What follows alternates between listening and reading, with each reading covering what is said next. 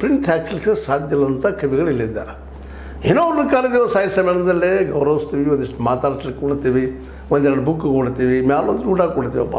ಬಾಡೂಟನ್ನು ಕೊಟ್ಟರೆ ತಪ್ಪಲ್ಲ, ಆದ್ರೆ ಬಾಡೂಟ ಕೊಡುವಷ್ಟ ಒಂದು ಶಕ್ತಿ ಸರ್ಕಾರಕ್ಕೆ ಇದೆಯಲ್ಲ, ಮತ್ತು ಊಟಕ್ಕಾಗಿಯೇ ಅದನ್ನ ಇದು ಸಮ್ಮೇಳನ. ಇದು ಭಾಳ ದೊಡ್ಡ ಪ್ರಶ್ನೆ.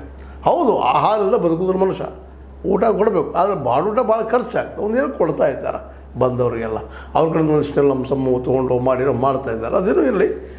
ಆದರೆ ಇಂಥ ಒಂದು ಸಮ್ಮೇಳನದಲ್ಲೇ ಇಡೀ ಸಾರ್ವಜನಿಕವಾಗಿ, ಹೇಗೆ ನಿಮ್ಗೆ ಹೇಳಿದ್ದೆ ನಾನು, 70-80% ಮಾಂಸಾಹಾರಿಗಳಿದ್ದಾರೆ, ಅವ್ರಿಗೆಲ್ಲರಿಗೂ ಬಾಡೂಟ ಕೊಡಲಿಕ್ಕೆ ಆ ಒಂದು ಸಂದರ್ಭದಲ್ಲಿ ಸಾಧ್ಯನಾ ಅನ್ನುವಂಥ ಒಂದು ದೊಡ್ಡ ಪ್ರಶ್ನೆ. ಅದಕ್ಕಾಗಿ ಇವತ್ತು ನಾವು ಆ ವಿಷಯವನ್ನು ನೋಡಿದಾಗ, ಸಹಜವಾಗಿ ನೋಡಿದಾಗ, ಬಾಡೂಟ ಯಾಕಿಲ್ಲ ಸ್ವಾಮಿ ಅಂತೇನೋ ಅಲ್ಲೇ ಸೋಷಿಯಲ್ ಮೀಡಿಯಾದಲ್ಲಿ ಮಂಡ್ಯ ಸುತ್ತಮುತ್ತ ಕೇಳ್ತಾ ಇದ್ದಾರಂತ. ಅದಕ್ಕೆ ಜೋಶಿ ಅವ್ರಿಗೆ ಟಾರ್ಗೆಟ್ ಮಾಡಿ ಒಂದಿಷ್ಟು ವ್ಯಂಗ್ಯ ಮಾಡೋದು, ಮತ್ತೇನು ಮಾಡೋದು ಮಾಡಲಿ, ಏನಿಲ್ಲ. ಮತ್ತು ಸಾರ್ವಜನಿಕ ಕ್ಷೇತ್ರದಲ್ಲಿದ್ದಾಗ ಇವೆಲ್ಲ ಬರೋಣ ರೀ ಟೀಕೆ ಟಿಪ್ಪಣಿಗಳ, ಮತ್ತು ಟೀಕೆ ಟಿಪ್ಪಣಿಗಳು ಬೇಕು, ಜೊತೆಗೆ ವಿಮರ್ಶೆನೂ ಬೇಕು, ಆದರೆ ಅತಿ ಯಾವುದು ಹಾಕ್ಕೊಡೋದು ಅಂತ. ಇನ್ನು ಇದರಲ್ಲೇ ಬಾಡೂಟದ ಬಗ್ಗೆ ಅದರ ವಿವರಣೆ ಕೊಡ್ರಿ, ಜನರಿಗೆ ತಿಳಿಸಿ ಹೇಳ್ರಿ, ಅದ್ರ ಬಗ್ಗೆ ಒಳ್ಳೆಯ ಅಭಿಪ್ರಾಯ ಬರೋಂಗೆ ಮಾಡಿರಿ. ಎಷ್ಟೋ ಜನ ಸಸ್ಯಾಹಾರಿ, ಇನ್ನೊಂದು ಮಾಂಸಾಹಾರಿ ಆಗಿರಿ, ಇಲ್ಲ ಅಂತೇನಲ್ಲ. ಆದರೆ ಮಾಂಸಾಹಾರದ ಒಂದು ಏನಪ್ಪ ಅನುಕೂಲಗಳು ಏನಾಗ್ತಾವೆ, ಮತ್ತು ಯಾವ್ಯಾವ ವರ್ಷದಲ್ಲಿ ಮಾಂಸಾಹಾರದ ಅಥವಾ ಬಾಡೂಟದ ಯೋಗ್ಯದ ಅಂತ ಇವೆಲ್ಲರೂ ಚರ್ಚೆ ಆಗಿದೆ. ಆದರೆ ಇದು ಈ ಸಮ್ಮೇಳನದಲ್ಲಿ ಎಲ್ರಿಗೂ ಮಾಂಸಾಹಾರದೊಂದು ಮಾಡಿರಿ, ಇನ್ನೊಂದು ಸಸ್ಯಾಹಾರದ್ದು ಮಾಡಲಿ ಅಂದ್ರೆ ಅದು ಮಾಡಲಿಕ್ಕೂ ಸಹಿತ ಅಷ್ಟೇ ಕಷ್ಟ ಸಾಧ್ಯದ ಅನ್ನೋದು ಅಷ್ಟೇ ಸತ್ಯದ.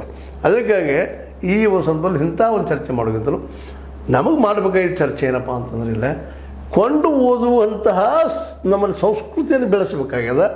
ಕೊಂಡು ಓದಬೇಕಾಗಿದ್ದರೆ ಅಂಥಲ್ಲಿ ಕೊಂಡು ಓದುವಂಥ ಶಕ್ತಿ ಪುಸ್ತಕದಲ್ಲಿ ಇರಬೇಕಾಗ್ಯದ. ಅಂಥ ವಾದವನ್ನು ಕ್ರಿಯೇಟ್ ಮಾಡಬೇಕಾಗ್ಯದ ನಮ್ಮ ಜನರಲ್ಲೇ. ಆ ದಿಶೆಯಲ್ಲಿ ಏನು ಮಾಡಬೇಕಾಗ್ಯದ ಅದನ್ನು ನಾವು ವಿಚಾರ ಮಾಡಬೇಕಾಗಿದೆ ಈ ಸಂದರ್ಭದಲ್ಲಿ. ಯಾಕಂದ್ರೆ ಓದುವ ಸಂಖ್ಯೆ ಭಾಳ ಕಡಿಮೆ ಇದೆ, ಅದ್ರಾಗ ಕೊಂಡು ಓದುವಂತ ಎಲ್ಲಂದ್ರೂ ನಡೀತದೆ. ಯಾಕಂದ್ರೆ ಎಷ್ಟೋ ರೈಟರ್ ನೋಡಿದ್ದೇನೆ, ಲೇಖಕರು ನೋಡಿದ್ದಾರೆ, ಅವ್ರು ಬುಕ್ ಬರೀತಾರೆ, ಪಾಪ ಏನೋ ಮಾಡ್ತಾರೆ, ಕಡೆಗೆ ಪ್ರಕಾಶಕ್ಕೆ ಮಾರ್ಕೋತಾರೆ.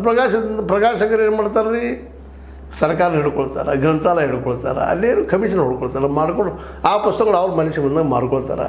ಅವರ ದುಡಿದಿರೋದಿಲ್ಲ, ಗಳಿಸಿರೋದಿಲ್ಲ, ಸಾಹಸ ಮಾಡಿರೋದಿಲ್ಲ, ಬರೆದಿರೋದಿಲ್ಲ, ವಿಚಾರ ಇರೋದಿಲ್ಲ, ಯಾರೋ ಬರೀತಾರೆ, ಯಾರದ್ದೋ ಮಗು ಅಂತ ನಮ್ಮದು ಮಗು ಅಂತೇಳಿ ದುಡ್ಡು ಹೊಡ್ಕೊಂಡು ಹೋಗ್ತಾರೆ.